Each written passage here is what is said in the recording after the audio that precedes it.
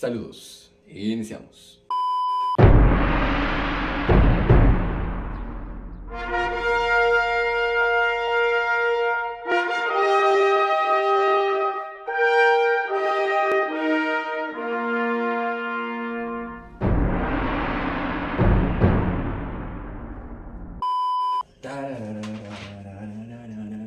Checa, oye, voltea, voltea, hey, voltea.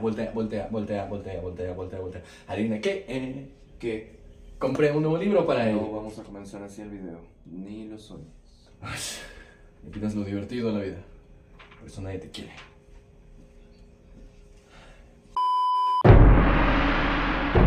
¿Es en serio? Shh, calla, que postproducción se va a enojar.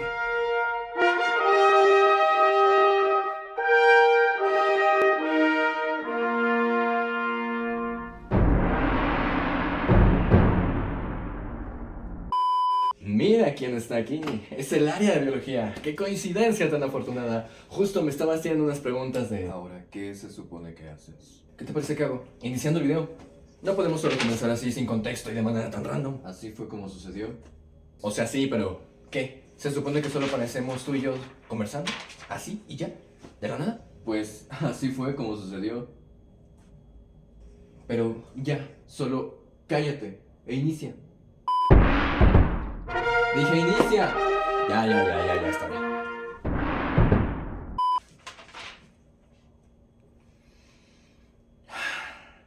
Oye, Oye, el otro día estaba leyendo un libro. no mientas. Tú no lees ni el instructivo del huevito Kinder. El otro día estaba escuchando que alguien leía un libro y entonces mencionó la mitocondria. Y recordé que en la escuela En tus tiempos ni escuela había. nos comentaron que la mitocondria que tiene su propio ADN y que se supone que hace muchos años de alguna forma la célula al formarse engulló o ingirió otro organismo o algo así, que era una especie de bacteria que eventualmente se convirtió en la mitocondria y que gracias a eso hoy en día podemos de alguna forma existir, ¿no?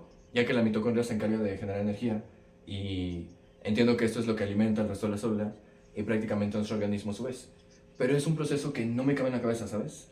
No logro entender, ni discernir, ni concebir cómo dos criaturas diferentes, por ejemplo, la célula y la mitocondria primigenias, por así llamarlas, pueden unirse y pueden tener de alguna forma descendencia y crear nuevos organismos. Como que no termino de mencionarlo. ¿Me ayudas con eso? Pues en realidad, ese tema sí es interesante. Y entiendo por qué parece tan surreal. Lo que describes es una de las teorías más fascinantes de la biología, la teoría endiosimbiótica, propuesta por Lynn McCullers. Dicho de manera sencilla, hace miles de millones de años en un mundo donde las primeras células ya existían, había organismos unicelulares más simples, como bacterias. Algunas de estas bacterias eran muy buenas generando energía, usando oxígeno, procesos similares a la respiración celular. La teoría dice que una célula más grande, que no era muy eficiente generando energía, ingirió, pero no digirió, a una de esas bacterias. Y en lugar de destruirla, ambas comenzaron a beneficiarse mutuamente. La célula grande le ofreció un ambiente protegido. La bacteria, que luego se convertiría en la mitocondria, compartía la energía ATP que generaba. Con el tiempo, esta relación simbiótica se hizo tan estrecha que la bacteria perdió su independencia, convirtiéndose en un organelo interno, la mitocondria. Y aunque tiene su propio ADN, gran parte de su maquinaria ahora depende del ADN de la célula huésped. Esta cooperación es tan efectiva que nos permitió evolucionar a organismos multicelulares complejos.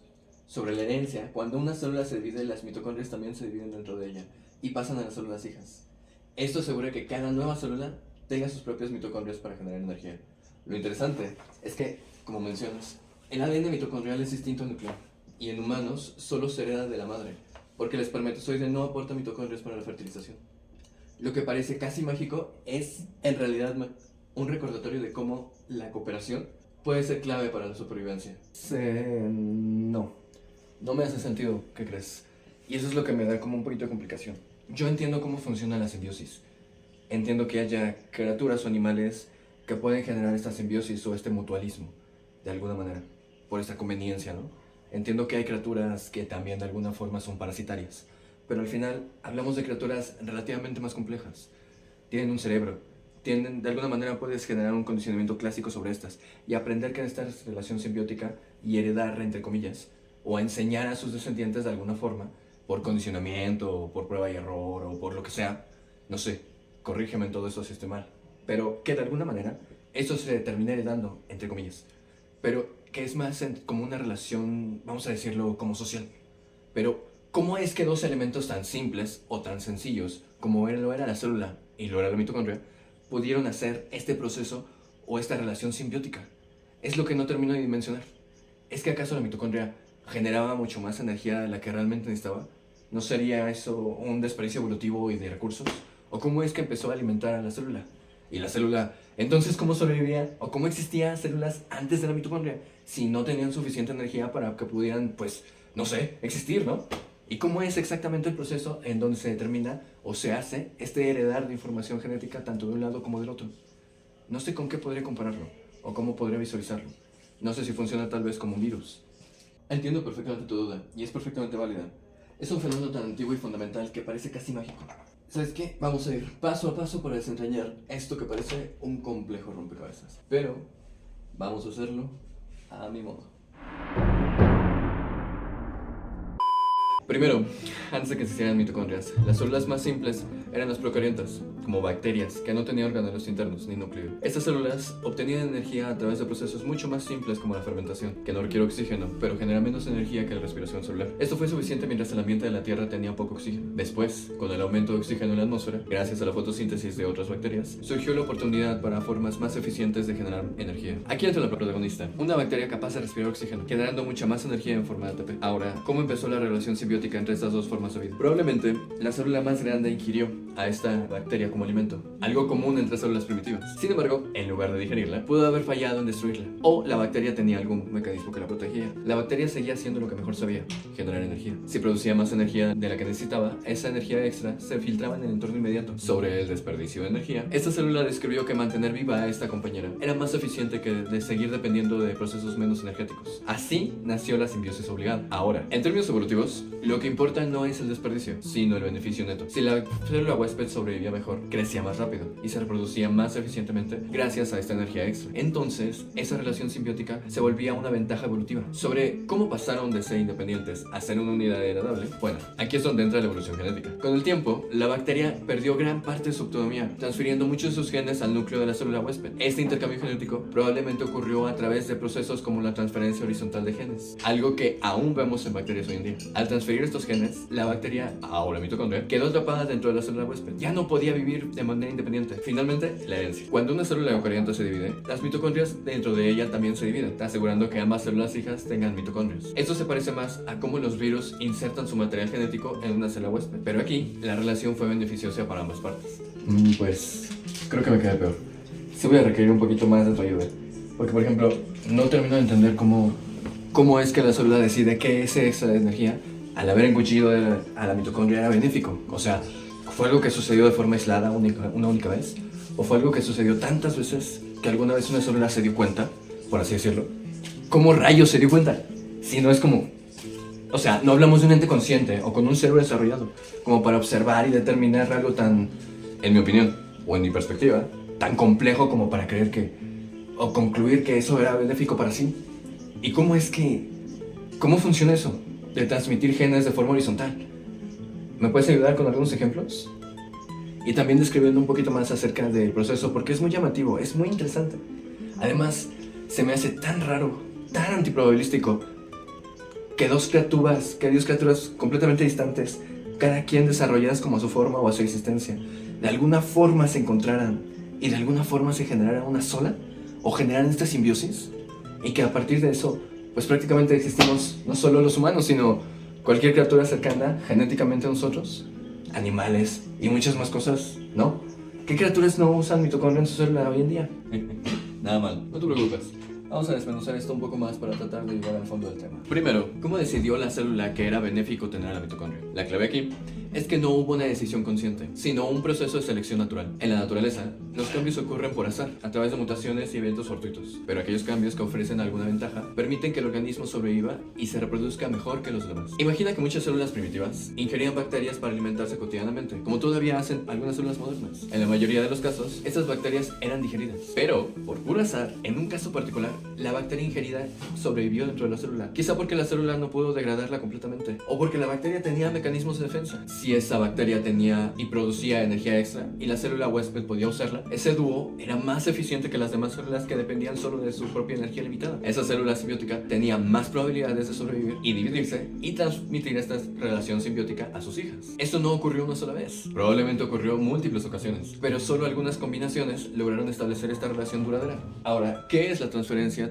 horizontal de los genes? Es cuando el material genético pasa directamente de un organismo a otro, sin necesidad de reproducción sexual. Esto es muy común en bacterias y es uno de los motivos por lo cual evolucionan tan rápido. Por ejemplo, bacterias que se comparten genes de resistencia a antibióticos a través de plásmidos, fragmentos de ADN circular, virus que insertan su ADN en las células huésped, lo que puede modificar el genoma de las células. Algunos virus, como los retrovirus, integran su material genético de esta manera. En el caso de la mitocondria, es probable que parte de su ADN se transfiriera al núcleo de la célula huésped mediante este mecanismo. Esto consolidó la relación simbiótica, ya que ahora la célula huésped dependía de las mitocondrias para energía y las mitocondrias dependían del núcleo para algunas proteínas esenciales. Ahora, ¿por qué parece tan improbable que esto ocurriera? Es cierto, sé que suena como un evento poco probable, pero recuerda que la vida tiene millones de años para experimentar. La Tierra era un lugar lleno de células y bacterias interactuando constantemente. Aunque estas relaciones eran raras, la inmensidad del tiempo y las innumerables oportunidades hicieron que algo tan antiprobabilístico ocurriera más de una vez. Respecto a qué organismos no usan mitocondrias hoy en día, algunas células y organismos unicelulares, como ciertas arqueas o bacterias, no tienen mitocondria. Estas células son procariontas y obtienen su energía de otras formas, por ejemplo la fermentación o procesos químicos en ambientes extremos. También hay eucariontas que han perdido sus mitocondrias a lo largo de la evolución, como algunos parásitos, por ejemplo Giardia, un parásito microscopio que provoca la enfermedad llamada giardiasis. Sin embargo, incluso estos organismos suelen tener estructuras relacionadas con las mitocondrias.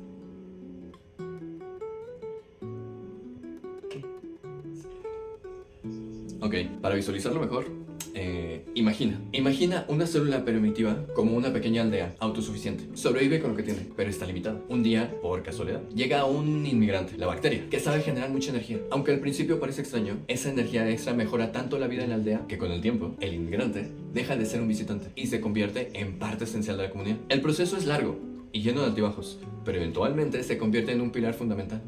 Vale, voy siguiéndote. Creo que sí, hasta el momento. Voy dimensionando todo lo que me comentas. El momento exacto en donde la célula, por prueba y error, y por múltiples casos lo logra. Como que tal vez muchísimas células engulleron bacterias, que fueron centrales energéticas prácticamente. Y que les fue mucho más benéfico, porque tal vez estas bacterias tenían un sistema de defensa más robusto, y no pudieron ser digeridas, y cosas así. Ok, eso lo entiendo. Pero estas células, al replicarse, tenían solo su ADN. No es como que, o corrijo eso se mal, no es como que de inmediato pudieran asimilar a la bacteria o adquirir su ADN para que al replicarse la nueva célula naciera también con una mitocondria. O sea, yo lo que entiendo es que las nuevas células que se replicaban, aunque les hubiera funcionado tener esta pequeña central de energía que es la mitocondria, pues las células inmediatamente que nacían o que se replicaban de ahí, pues debían ser células pues vírgenes, ¿no? Por así decirlo, o nuevas. Tendrían que estar condicionadas a que tuvieran que engullir nuevamente este mismo tipo de bacteria o de central eléctrica.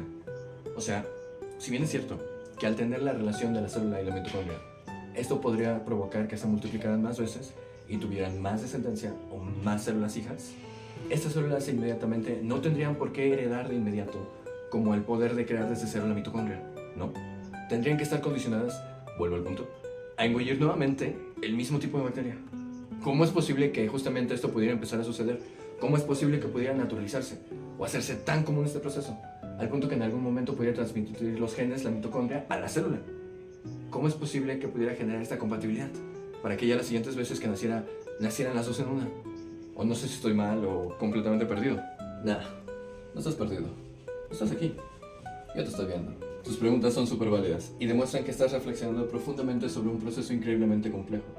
Vamos por partes para aclarar cómo pudo darse esta transición de engullir bacterias cada vez a que las mitocondrias se volvieran una parte integral de las células. Primero, ¿qué pasaba al principio? Tienes toda la razón en que al principio, cuando una célula engullía una bacteria, la futura mitocondria, las células hijas no necesariamente nacían con esta bacteria simbiótica. Eso significa que cada célula hija debía volver a capturar una bacteria para repetir la relación. Esto sería ineficiente a largo plazo, pero la clave está en la reproducción de la bacteria simbiótica dentro de la célula huésped. Las bacterias, futuras mitocondrias, tienen su propio ADN y pueden reproducirse independientemente siempre que tengan nutrientes. Entonces, una vez que la relación simbiótica se estableció, la bacteria simbiótica pudo reproducirse dentro de la célula huésped, garantizando que cada vez que la célula huésped se dividiera, ambas células hijas tuvieran copias de la bacteria simbiótica. Ahora, ¿cómo se integraron finalmente las mitocondrias al punto de no ser independientes? Este es un proceso gradual y ocurrió en varias etapas. Tenemos la transmisión inicial. Al principio, las bacterias simbióticas seguían siendo organismos independientes dentro de la célula. Sin embargo, la célula huésped pudo empezar a depender más de la energía que estas bacterias producían, ATP. La célula huésped que lograron capturar las bacterias simbióticas en cada generación tenían una ventaja selectiva, lo que permitió que este sistema simbiótico se volviera mucho más común. También tenemos lo que es la coevolución. Con el tiempo, las bacterias simbióticas comenzaron a transferir parte de su ADN al núcleo de la célula huésped. Esto ocurrió probablemente por procesos de transferencia horizontal de los genes, como cuando bacterias intercambian plásmidos o cuando virus facilitan la inserción de genes en otros genomas. Este paso fue crítico, porque permitió que la célula huésped comenzara a producir algunas de las proteínas necesarias para la función de la bacteria simbiótica. A medida que más genes se transferían, la bacteria simbiótica perdió gradualmente su independencia, convirtiéndose en un orgánulo de la célula. Entonces tenemos la división sincronizada. Una vez que las mitocondrias perdieron su capacidad de vivir fuera de la célula y dependían completamente del entorno intracelular para sobrevivir, su reproducción se sincronizó con la división celular. Eso significa que cuando una célula se dividía, las mitocondrias también se dividían y se distribuían entre las dos células hijas, asegurando que ambas tengan mitocondrias. Wow, qué curioso. En parte, lo sé. Pero bien, ¿por qué este proceso parece tan raro? Y a pesar de ello funciona. El proceso ocurrió en un ambiente donde había miles de millones de bacterias y células interactuando durante millones de años. Los eventos que favorecían esta simbiosis podían ser raros, pero cuando sucedían proporcionaban tal ventaja que esas recombinaciones prosperaban mientras que otras desaparecían. ¿Y cómo se naturalizó este proceso? Porque la relación simbiótica se hizo tan beneficiosa y dependiente que ambas partes dejaron de poder existir por separado. Las bacterias simbióticas, mitocondrias, perdieron genes esenciales para vivir fuera de la célula, mientras que los célula huésped dependían de las mitocondrias para poder generar suficiente energía. Este nivel de interdependencia fue consolidado cuando los genes claves de la mitocondria fueron incorporados al núcleo de la célula huésped. Wow, sí, Ya lo entiendo. Ya lo entiendo mucho más. Ya lo voy entendiendo un poco más. Pero ahora surgen más dudas. ¿Cómo es que la bacteria dentro de la célula y la célula empiezan a perder genes? Entiendo que hay mucha descendencia y que hay mucha cantidad de mutaciones. Que las mutaciones son aleatorias y que realmente la evolución no se trata del más fuerte o el más hábil, sino el mejor adaptado. El que más puede propiciar y procurar transmitir más genes. O bueno, por así decirlo. No sé. El que más fácilmente puede multiplicarse o dividirse o reproducirse, como sea. Corrígeme si estoy mal. Entiendo que pueden haber muchas copias y mucha variedad de posibilidades, y que entre cada una de estas pudieron haber algunas que fueron más exitosas. La pregunta es, ¿cómo es que un organismo que tiene su naturaleza compleja y otro organismo que tiene también su propia naturaleza compleja, al interactuar y empezar a tener de alguna forma esta replicación, en donde la célula empezaba a multiplicarse, pero también la mitocondria empezaba a replicarse dentro de la célula, esta bacteria primigenia, y por lo que entiendo, también corrígeme si estoy mal, las mitocondrias o las bacterias entraban como polizones, por así decirlo, en las células hijas. ¿Cómo es que con el tiempo la célula y la mitocondria empiezan a perder, por así decirlo, genes o perder habilidades? Básicamente, según yo, sería como evolucionar al punto en donde la relación ya no fuera concebida de forma separada. ¿Cómo esto es posible? ¿Cómo esto es más beneficioso a nivel evolutivo? ¿O qué tipo de condiciones o circunstancias tienen que suscitarse? ¿O qué otro tipo de variaciones pudieron existir que no fueran exitosas? ¿Y por qué no fueron exitosas? normal. Vas profundizando en preguntas bastante interesantes y esenciales para entender cómo ocurre la evolución. Retomemos paso a paso para responder y desmenuzar este proceso. Primero, ¿por qué se pierden genes en la célula huésped y la bacteria simbiótica? Bueno, pues, verás. La pérdida de genes no es algo deliberado, ocurre como resultado de mutaciones aleatorias y de la economía evolutiva. Es decir, si un gen ya no es necesario para la supervivencia porque otra parte, la célula huésped o la bacteria simbiótica, realiza esa función, entonces ese gen puede perderse sin afectar la relación. Esto sucede porque mantener genes y proteínas es costoso para la célula, requiere energía y recursos. Por lo tanto, eliminar redundancias es más eficiente. Un ejemplo sencillo sería, si una célula huésped empieza a proporcionar ciertos nutrientes a la bacteria simbiótica, los genes de la bacteria que antes producían esos nutrientes pueden mutar y perderse sin consecuencias negativas. Del mismo modo, si la bacteria produce ATP para la célula huésped, la célula puede dejar de depender de sus propios mecanismos para producir energía y perder sus genes. Ok, vamos con un ejemplo menos riguroso, pero más simple aún. Déjame pensar. Ok, imagina, en una galaxia muy lejana, había aliens con muchos apéndices tipo tentáculos o brazos, lo que les permitía realizar varias actividades o tareas al mismo tiempo. Sin embargo, con el tiempo, algunos individuos comenzaron a trabajar en equipo, distribuyendo las tareas en varios aliens. Esto hizo que tener tantos brazos fuera redundante, ya que menos brazos eran suficientes para cumplir con las funciones necesarias. Así como aquí hay personas con más o menos dedos, allá había, no sé, aliens que nacían con más o con menos extremidades, unos de otros, por algún motivo complejo. Además, los aliens con más brazos consumían más energía y recursos para mantener sus extremidades adicionales. Con el tiempo, las mutaciones aleatorias hicieron que aquellos con menos brazos, al ser más eficientes en el uso de recursos, tuvieron más éxito reproductivo. Finalmente, la población evolucionó para tener solamente 2 brazos, pues los que tenían muchos brazos morían rápidamente, ya que les era más complicado obtener los recursos o obtener pareja, o llegaban a accidentarse por la cantidad de brazos, yo qué sé. Algo les pasó. Otro ejemplo podría ser plantas con raíces gigantes. En un bosque antiguo, una especie de planta desarrolló raíces extremadamente largas para buscar aguas en zonas secas. Sin embargo, cuando el clima cambió y el agua se volvió mucho más abundante, estas raíces largas ya no eran necesarias. Algunas plantas mutaban y desarrollaban raíces mucho más cortas, lo que les permitía ahorrar energía y recursos que antes usaban para mantener raíces innecesariamente largas. Y estas plantas con raíces más cortas crecieron más rápido y compitieron mejor por la luz solar, lo que llevó a que, con el tiempo, la mayoría de las plantas en el bosque tuvieran raíces mucho más cortas. Uno más, no sé, humanoides con ojos sensibles a la luz. Imagina, un planeta con 3 soles. Una especie de humanoides desarrolló esos ojos extremadamente sensibles a la luz para poder ver en condiciones de iluminación intensa. Sin embargo, cuando uno de los soles se apagó, la luz en el planeta se redujo significativamente. Algunos humanoides mutaron y desarrollaron ojos mucho menos sensibles, lo que les permitió ahorrar energía y recursos que antes usaban para mantener ojos hipersensibles. Esos individuos, al no gastar tanta energía al mantener sus ojos, tuvieron muchos más recursos disponibles para otras funciones, como la reproducción. Con el tiempo, la población evolucionó para obtener ojos menos sensibles a la luz. Ojo, estos ejemplos ejemplifican, vale, estos ejemplos demuestran, denotan, no explican, ilustran cómo la pérdida de características como genes, extremidades o funciones puede ocurrir cuando ya no son necesarias o cuando su mantenimiento es costoso en términos de energía y recursos. Sin embargo, es importante recordar que en la naturaleza esos procesos son mucho más complejos y están influenciados por múltiples factores como la selección natural, las mutaciones aleatorias y las presiones ambientales. Las analogías simplifican estos procesos para hacerlos más entendibles, pero no captura toda la complejidad de la evolución biológica. ¿Entendido? Ok, creo que ya puedo irlo imaginando mejor. Pero entonces, ¿cómo es que la relación se vuelve inseparable?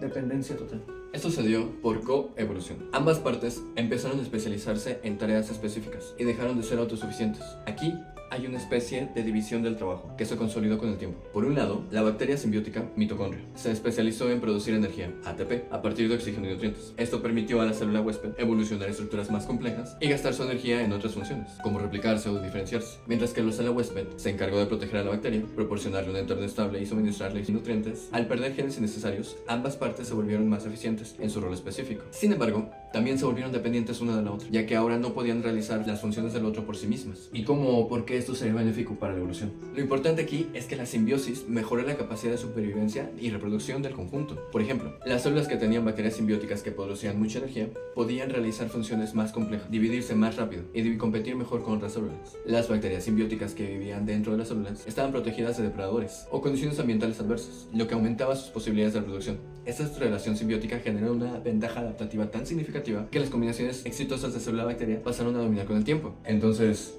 ¿perder habilidades no es involucionar? No es involución, sino especialización. La pérdida de habilidades ocurre porque la evolución elimina redundancias. Mantener genes que no se usan es ineficiente y puede ser perjudicial, ya que más ADN significa más errores potenciales en la replicación. Por ejemplo, las ballenas. ¿Sabes lo que es una ballena? ¿Un pecesote? No, la ballena no es un pecesote, es un mamífero. ¿Como el gato? Ah, sí, como el gato, o los perros, los osos, como tú, como yo. ¿Pero sabes por qué parece pecesote?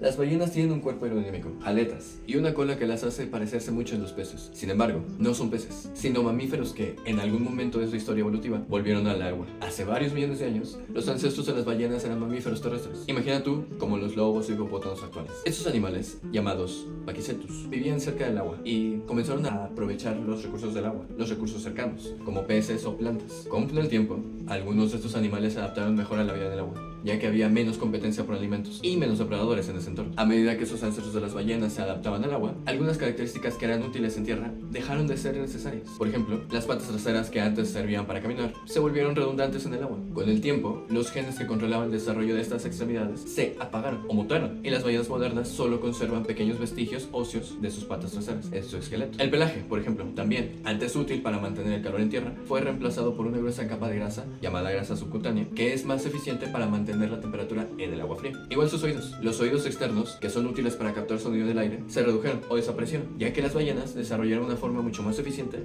de escuchar bajo el agua, a través de vibraciones en su mandíbula. Sin embargo, no solo perdieron ciertos rasgos, sino que ganaron otros tantos. Desarrollaron nuevas adaptaciones para la vida en el agua, como las aletas. Lo que una vez fueron sus patas delanteras se transformaron en aletas, ideales para nadar. La cola. Desarrollaron una cola poderosa con aletas horizontales, en lugar de verticales como los peces, que les permite impulsarse con gran eficiencia. O su respiración, ya que aunque son mamíferos y necesitan aire para respirar, desarrollaron la capacidad de contener la respiración durante largos periodos y de realizar inmersiones profundas. Ahora, ¿por qué fue beneficioso? Pues, de entrada, este proceso no fue una involución, sino una especialización. Las ballenas perdieron características que ya no necesitaban, como patas traseras, pelaje, y ganaron otras que les permitieron explotar un nuevo nicho ecológico, el océano. Al hacerlo, evitaron la competencia con otros animales terrestres y aprovecharon los abundantes recursos del agua. Esto les dio una ventaja adaptativa tan grande que se convirtieron en uno de los grupos de animales más exitosos del planeta. Así, al igual que las células huésped y las células simbióticas perdieron genes redundantes para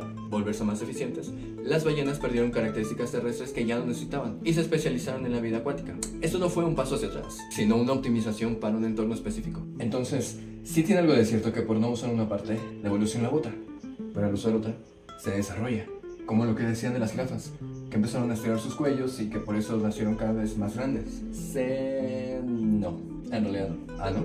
¿Ubicas a los Kayyana en Tailandia y de Myanmar, Birmania, países de Asia? No estoy seguro. Las personas que usan anillos metálicos alrededor del cuello desde una edad muy temprana, lo que da la apariencia de un cuello alargado. Ah, sí. Pues si lo que dices fuera cierto, sus hijos serían jirafas generación a generación. Pero eso no pasa, no funciona así. Para empezar, esto no es un alargamiento real del cuello, sino un desplazamiento de los huesos debido a la presión de los anillos. Por tanto, no se hereda. Los hijos de estas mujeres no nacen con el cuello más largo. Esto es un claro ejemplo de que los caracteres adquiridos, en este caso por modificación cultural, no se transmiten genéticamente. Ahora, ojo, no confundir con la epigenética, que es un tema complejo y algo bien interesante. ¿Epigenética? Sí, epigenética.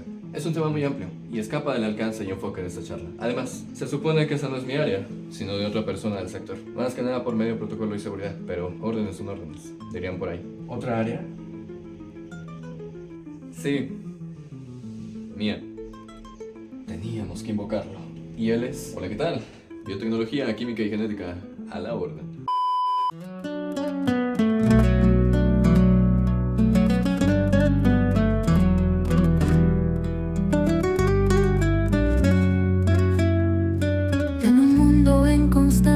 Cambio, buscamos entender, buscar el sentido, un camino hacia el crecimiento, donde la mente y el corazón entiendan. Desde la gestión emocional hasta la filosofía, exploramos temas que nos hacen reflexionar: la salud mental, la comunicación asertiva y el pensamiento crítico que nos hace crecer. Con que estaban tratando de definir epigenética, ¿Y sin mí? Yo no fui, fue biología. Ahora es mi culpa. Yo solo quería saber por qué era posible la integración de la mitocondria en la célula. Sí, y para eso se requiere hablar de evolución, pero no se puede hablar de evolución sin hablar de genes. En efecto, motivo por el cual debieron llamarme desde el inicio. No te necesitamos. Y me encargaron a mí este video. Y lo voy a concluir con las ramas que tengo al alcance. Pero sí ocupamos definir qué es la epigenética. ¿A quién rayos se le ocurrió separar sus áreas de las mías para hacer dos áreas distintas? No se puede hablar de una sin la otra. Este es un evento canon. Y una decisión creativa del guionista. Pero eso lo sabrán en otra historia. No ahora. Es una decisión canon creativa del guionista. Es impráctico y innecesario. Sabes que no. Bueno, pero ¿sí le saben o no? Digo, ¿sí van a definir epigenética o no? Pues ya hazlo y estás aquí. Pero solo la definición general. Claro que sí. Lo haremos breve. En efecto, definición, pero no. No me pongas tu recuadro y tu acercamiento, alejamiento y lo que haces para la definición y más. No, eso es aburrido. Te lo voy a comentar de forma breve y sencilla. Lo haremos breve, porque en efecto es un tema amplio. para otro momento de la saga. La epigenética es el estudio de los cambios heredables en la expresión de los genes que no implican modificaciones en la secuencia del ADN. Estos cambios ocurren mediante la adición o eliminación de pequeñas moléculas químicas en regiones específicas del ADN, lo que permite activar o desactivar genes sin activar su código genético. Dichas modificaciones influyen en cómo se lee y se utiliza la información genética en la célula, afectando procesos biológicos fundamentales. Uno de los principales mecanismos epigenéticos es la metilación del ADN, que consiste en la adición de grupos metilo, CH3, a ciertas regiones del ADN, generalmente silenciando la expresión génica. Otro mecanismo clave son las modificaciones de histonas, proteínas alrededor de las cuales se enrolla el ADN. La adición de grupos acetilo, por ejemplo, puede relajar la estructura del ADN, permitiendo que los genes sean accesibles para su transcripción. Además, los ARN no codificantes también regulan la expresión génica, sin traducirse en proteínas. Diversos factores influyen en la regulación epigenética, como las hormonas, el estrés y las condiciones ambientales. Esos factores pueden modificar los patrones epigenéticos y, en consecuencia, la expresión génica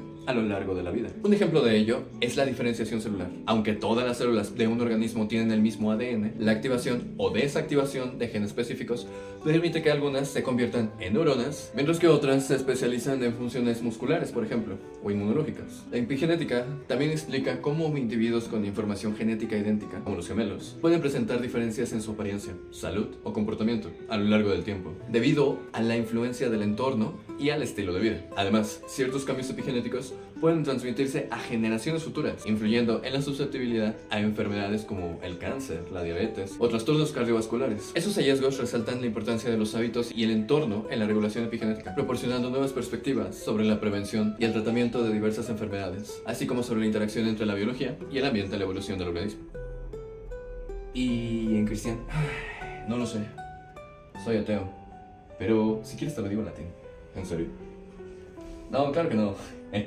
Mira, en esencia, quédate con esto de momento. Hay una distinción clave entre la epigenética y las mutaciones. La epigenética regula la expresión de los genes que ya existen en el ADN sin alterar su secuencia, mientras que las mutaciones son cambios en la propia estructura del ADN, generando nuevas variaciones que puedan heredarse y acumularse con el tiempo. La epigenética no crea nuevos genes, ni modifica la información genética subyacente, sino que regula qué partes del ADN están activas o inactivas en diferentes momentos y circunstancias. Es decir, la epigenética actúa como un interruptor que controla la expresión de los genes ya existentes, pero no introduce nueva información en el genoma. Por lo tanto, aunque el ambiente, la alimentación o el estrés pueden influir en la expresión de los genes a través de modificaciones epigenéticas, no pueden generar estructuras completamente nuevas en el organismo. Un ser humano no va a desarrollar alas o agallas solo por estar expuesto a un entorno que las haría útiles. Para que surjan cambios tan radicales, tendrían que ocurrir mutaciones en el ADN que se acumulen a lo largo de muchas generaciones mediante la evolución. Las mutaciones, a diferencia de los cambios epigenéticos, sí alteran la secuencia del ADN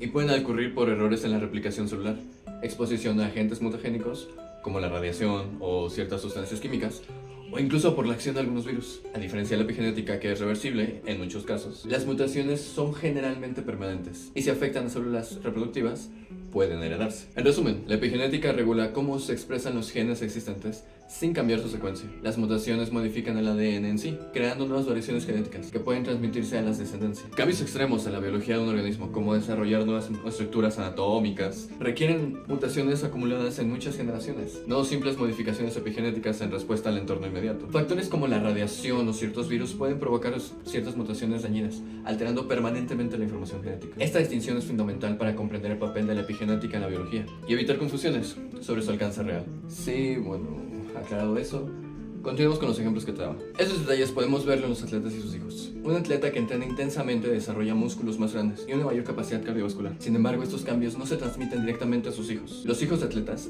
no nacen con músculos desarrollados o una capacidad física superior. Lo que sí pueden heredar son ciertas predisposiciones genéticas, como un tipo de fibra muscular que responde mejor al entrenamiento o una mayor capacidad pulmonar. Aquí es donde entra en juego la epigenética. Algunos estudios sugieren que el estilo de vida de los padres, como el ejercicio intenso, puede influir en la expresión de ciertos genes en sus hijos a través de mecanismos epigenéticos. Por ejemplo, el ejercicio puede modificar marcas epigenéticas, como la metilación del ADN, que podría afectar cómo se expresan los genes relacionados con el metabolismo o la resistencia física en la siguiente generación. Sin embargo, esto no garantiza que los hijos sean atletas, solo que podrían tener una ligera mejor precisión a responder mejor al entrenamiento. Otro ejemplo similar es el consumo de alcohol y sus efectos en los hijos. El consumo excesivo de alcohol puede tener efectos negativos en la salud de una persona, como daño hepático o adicción. Sin embargo, estos efectos no se transmiten directamente a los hijos. Los hijos de personas alcohólicas no nacen con daño hepático o adicción al alcohol. Sin embargo, pueden heredar una predisposición genética a la adicción o a ciertos trastornos metabólicos relacionados con el alcohol. Y aquí es donde se vuelve interesante. Estudios han demostrado que el consumo excesivo de alcohol puede alterar las marcas epigenéticas en los espermatozoides y óvulos, lo que podría afectar la expresión de genes en los hijos. Por ejemplo, los hijos de padres alcohólicos podrían tener un mayor riesgo de desarrollar trastornos relacionados con el alcohol, debido a cambios epigenéticos que afectan cómo se expresan los genes relacionados con el metabolismo del alcohol o la predisposición a la adicción. Sin embargo, eso no significa que los hijos estén destinados a ser alcohólicos. El ambiente y las decisiones personales también juegan un papel crucial. Un ejemplo adicional es la propia exposición al estrés.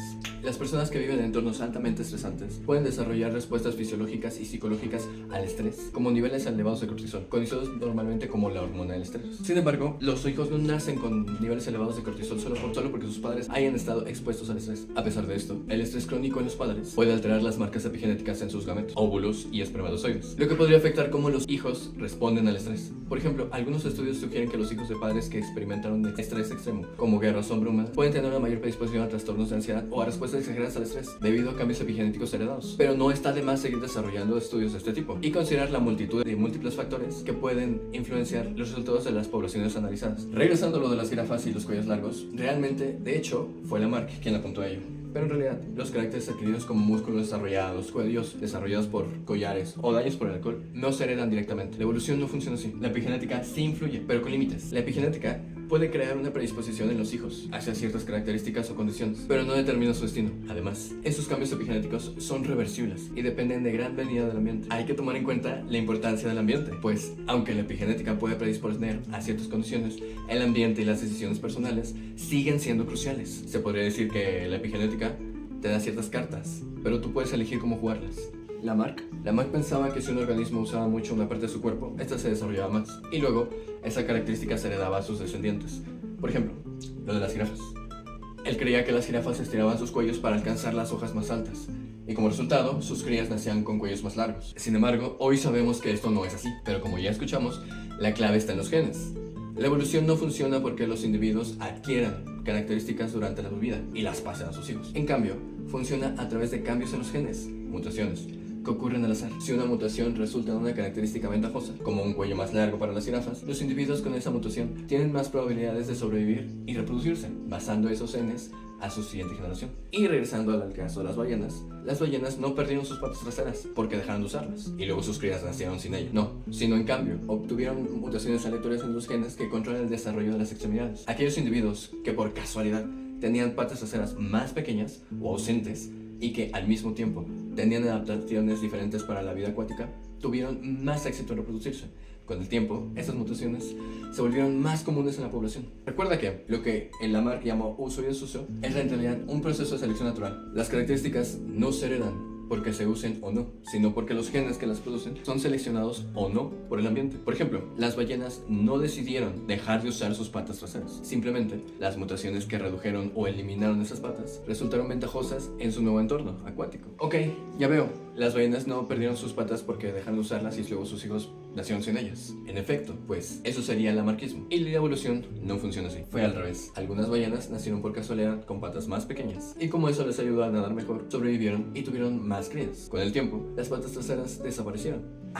Entonces es como una teoría genética, en la que solo ganan los que mejor se adaptan. Exacto. La evolución es pura estadística y supervivencia del más apto. Y el más apto no necesariamente debe ser el que tiene más suerte, o el que tiene más genes, o el más fuerte, o el más rápido, ni el más listo, sino el que mejor se adapta al entorno para sobrevivir, aunque eso signifique perder genes o habilidades en la marcha, cosa que nos devuelve a la mitocondria. Y justamente eso pasa hoy en día con el genoma de las mitocondrias, aunque todavía tienen su propio ADN. Este es mucho más pequeño que el de una bacteria libre. ¿Por qué? Porque las mitocondrias transfirieron gran parte de sus genes al núcleo de la célula huésped, o los descartaron por completo, dependiendo de la célula, por funciones que ya no puede realizar. Pero si esto ha sido una lotería, entonces ¿qué otras variaciones pudieron haber existido ¿Y por qué no fueron exitosas? Aquí pudieron jugar varios factores. Por ejemplo, el fallo en la integración. Si una célula huésped no podía mantener a la bacteria simbiótica de forma eficiente, por ejemplo, proporcionándole nutrientes adecuados, la relación no prosperaba y esa línea celular se extinguía. Bien, podrían ser conflictos internos. Si la bacteria simbiótica era demasiado agresiva, por ejemplo, replicándose tanto que mataba a la célula huésped, la relación tampoco sería exitosa. Esto pudo suceder muchas veces, pero las combinaciones más equilibradas sobrevivieron. E igual pudieron existir relaciones temporales. En algunas células, la relación simbiótica pudo haber sido temporal y no se heredó a las células hijas. Esto hacía que la ventaja adaptativa no se perpetuara en el tiempo, limitando el éxito de esa línea celular. O simplemente hubieron mutaciones perjudicaciones. Sí, mutaciones en la bacteria o en la célula huésped llegaban a interrumpir las funciones críticas, esa línea moría. Solamente las mutaciones que mejoraron la relación simbiótica fueron seleccionadas. En resumen, la pérdida de genes y habilidades ocurre porque la relación simbiótica permite a ambas partes especializarse y reducir redundancias. Esto es beneficioso a largo plazo porque aumenta la eficiencia, aunque las haga dependientes entre sí. Las combinaciones que no lograron encontrar este equilibrio simplemente no sobrevivieron. Wow, no puedo creerlo. Es sorprendente. Al fin lo entiendo. Después de tanto tiempo, después de tantos años, al fin comprendo este proceso mucho más a detalle. Y me parece fenomenal, impactante y sorprendente. Ahora, no sé si es un sesgo o si no estoy viendo el panorama completo. ¿Por qué dices que hay más ejemplos y entiendo que hay más tipos de células que solamente estos? En algún punto creo mencionaste las procariontas y las eucariontas, no es que tanto rollo, pero eso me hace preguntarme entonces, ¿cuánto pudo ser la probabilidad de que eso no sucediera?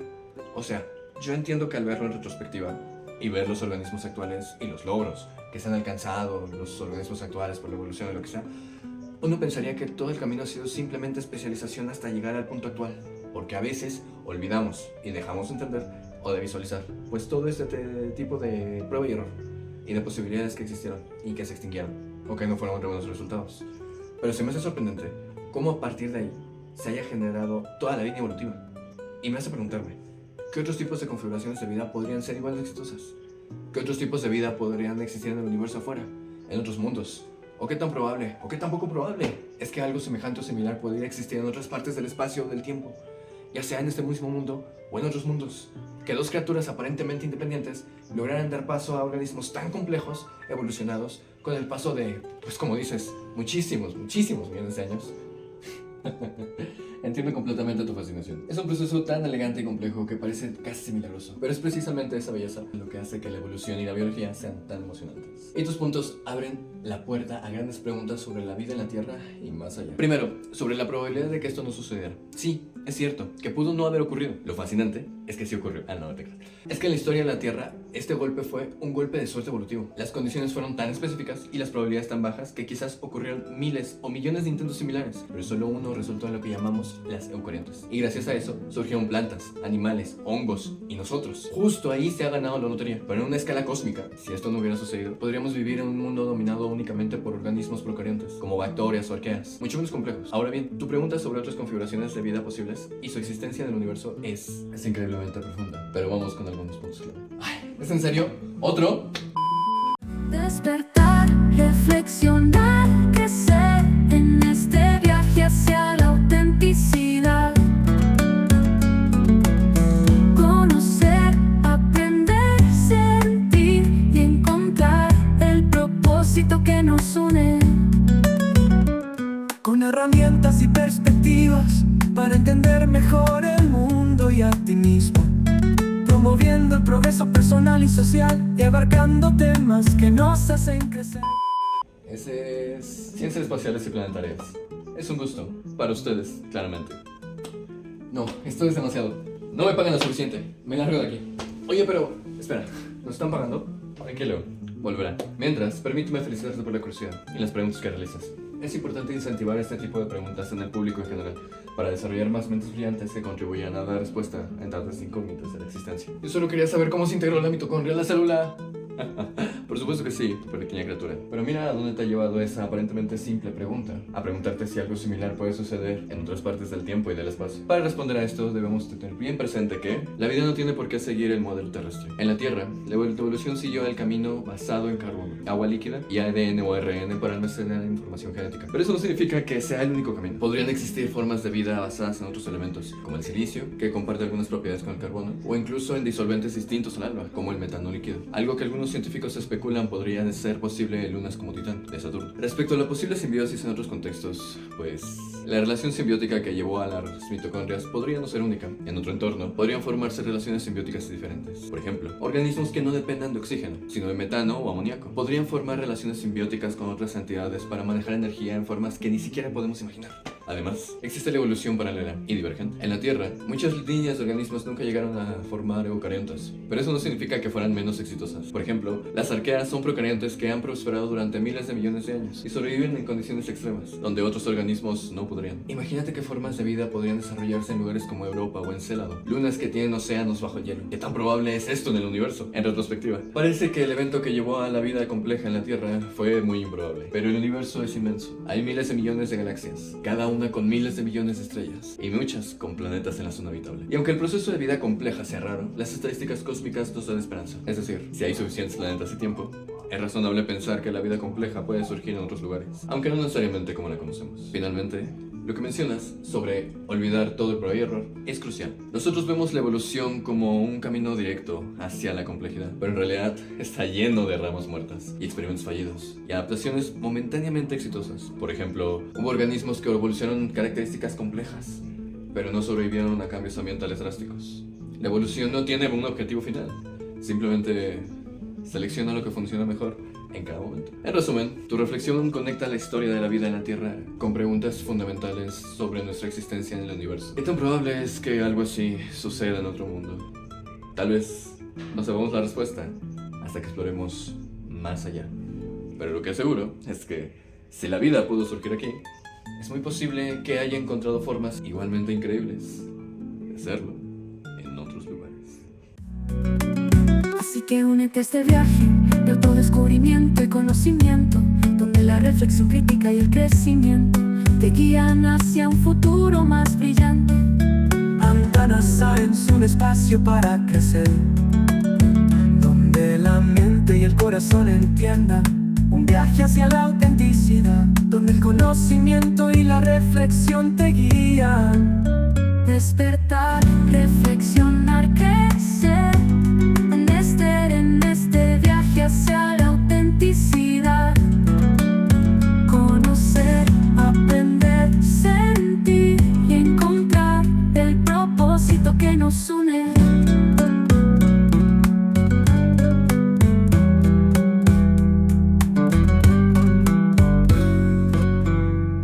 Pues la verdad es que estoy fascinado con los temas. Y la verdad es que... Ya se fue. ¿Qué? ¿En qué momento? ¿Pero tú? ¿Y cómo? ¿Cuándo? Espera. ¿Qué? ¿En qué momento? Ya hable bien. Bueno, supongo que ya es todo. No, espera. Quisiera saber si... O sea, todo esto me ha servido mucho para entender y comprender las temas de las mitocondrias, pero no sé si pudieras ayudarme con otro tipo de ejemplos. Por ejemplo, alguno de la actualidad. Algo más para visualizar algo mejor todo el tema.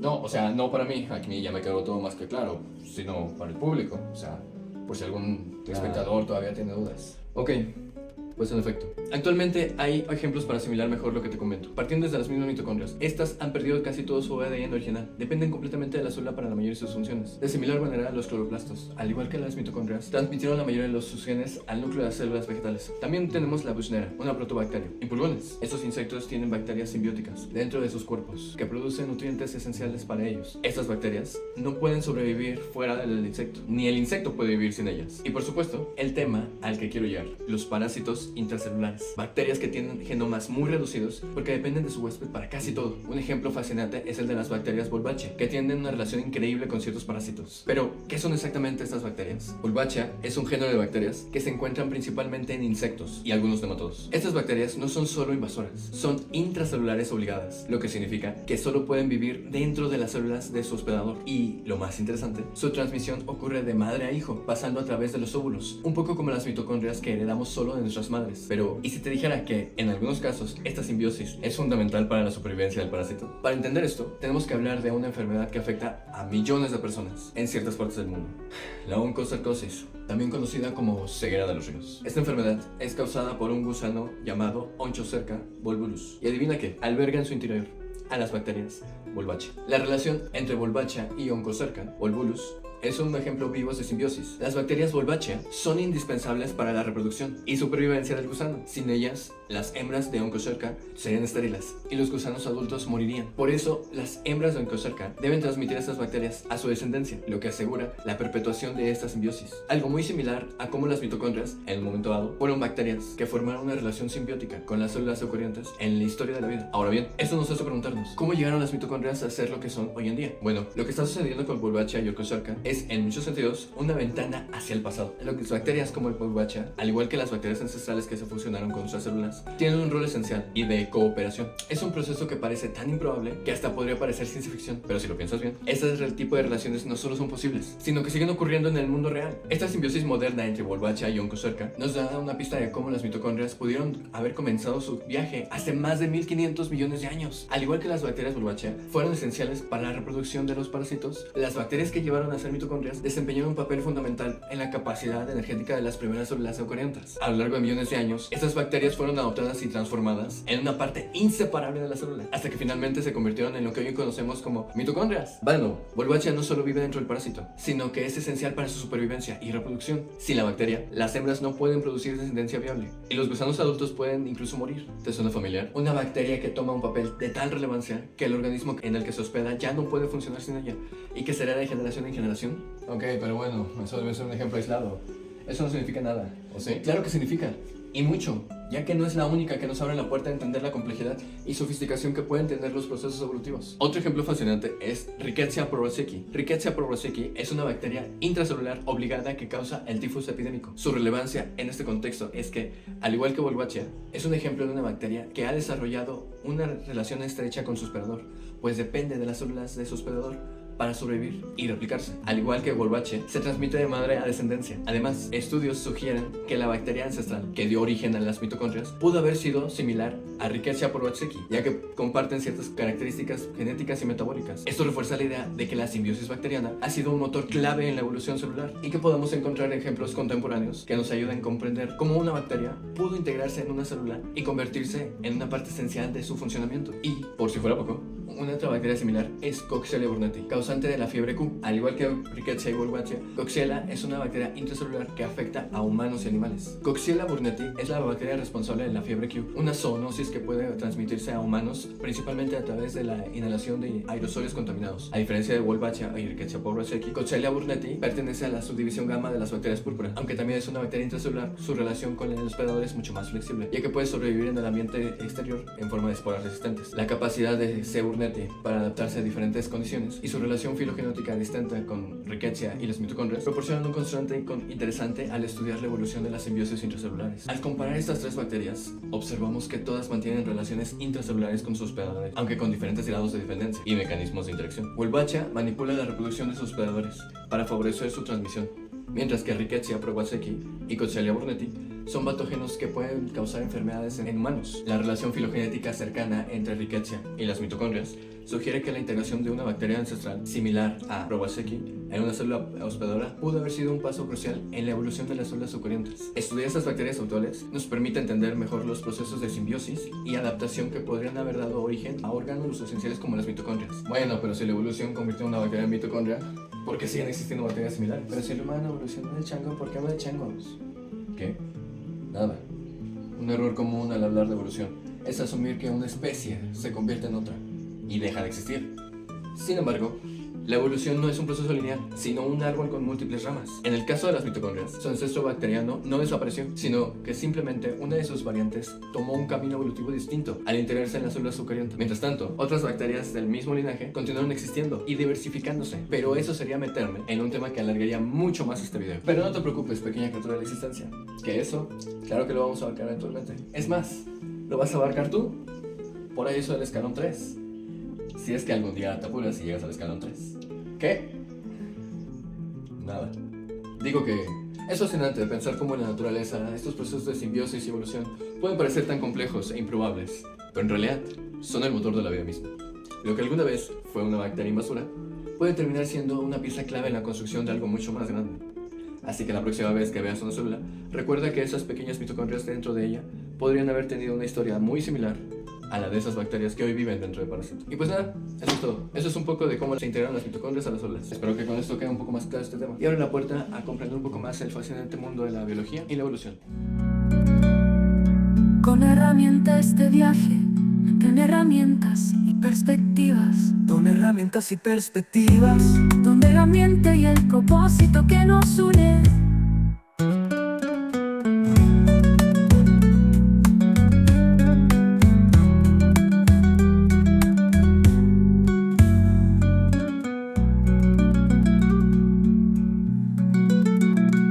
Con herramientas y perspectivas para entender mejor el mundo y a ti mismo. Promoviendo el progreso personal y social y abarcando temas que nos hacen crecer.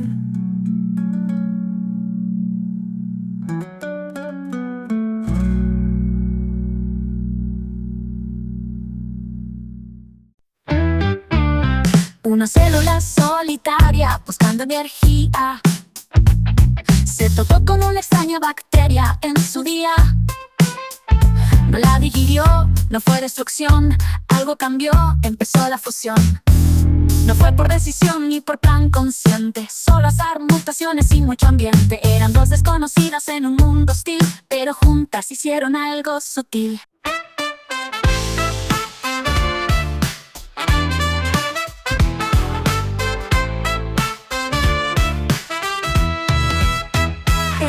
Sin reglas, sin núcleo, sin ley, vivían bacterias buscando el porqué. Una célula hambrienta se topa con una, pero en vez de digerirla, empezó la fortuna. No fue decisión ni un plan maestro, solo azar y energía. En el momento perfecto, la bacteria hacía ATP sin parar, y la célula pensó: esto me puede ayudar. Así fue como sucedió, una alianza improbable, pero funcionó. La mitocondria nació y la vida cambió. De simples a complejos todo evolucionó. Sí, así fue como sucedió.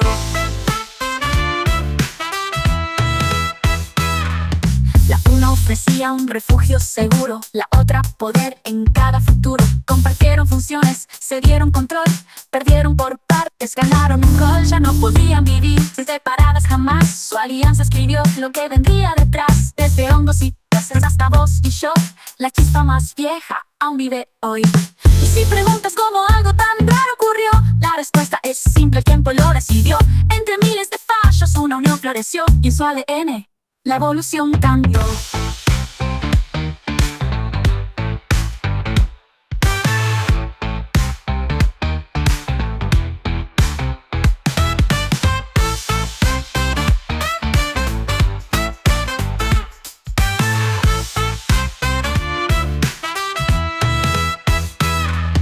Genes se perdieron, otros se mudaron, la célula y la bacteria se sincronizaron. Una danza genética, fusión sin igual, de ahí surgimos todos, literal.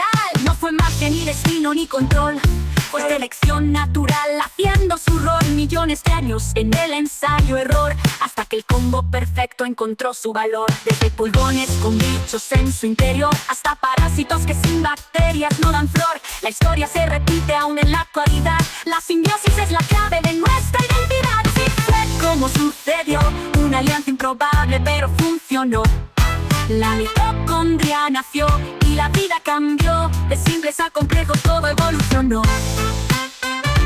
Sí, así fue como sucedió.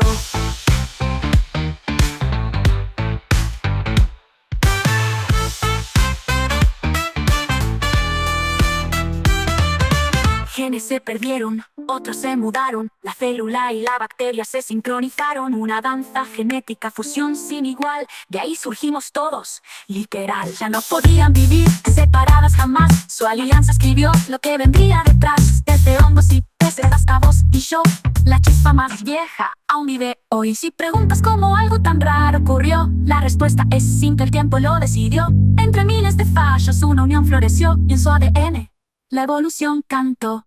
Sí, así fue como sucedió, una alianza improbable pero funcionó. La mitocondria nació y la vida cambió. De simples a complejos todo evolucionó. Sí, así fue como sucedió.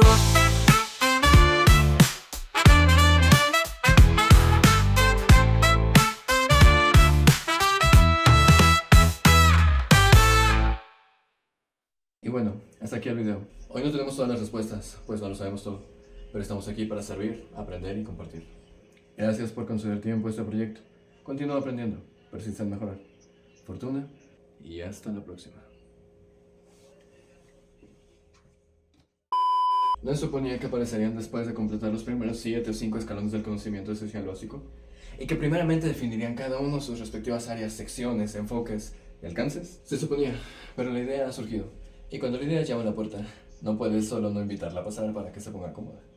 Además, si esperamos a que termines, nos va a dar el año 2100. No se suponía que tú subirías un video semanal desde mediados del año pasado y apenas has comenzado con el escalón 1.